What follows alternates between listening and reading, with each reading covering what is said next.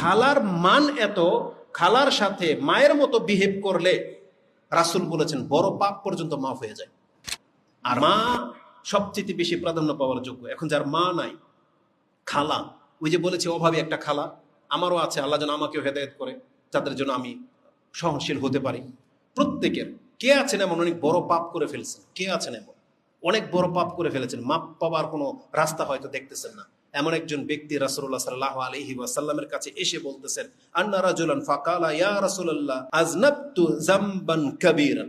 তিরমিজিতে আছে আসাবতু যামবান আযীমান, আমি তো একটা মহা পাপের মধ্যে ফেসে গেছি।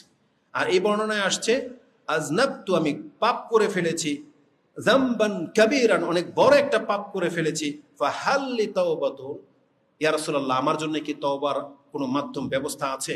আমি তওবা করতে চাই, এই পাপ কি মাফ হবে? রাসূলুল্লাহ তাকে প্রথম জিজ্ঞেস করলেন, ফাকালা লাহু, রাসূল সাল্লাল্লাহু আলাইহি সাল্লাম, আলাইকা ওয়ালিদান, তোমার পিতামাতা আছে? আরেক জায়গায় আছে আলাইকা আলাইকা উম্মুন, তোমার কি মা আছে? জিজ্ঞেস করেছেন। কালা লা, সে বলেছে না আমার মা নেই।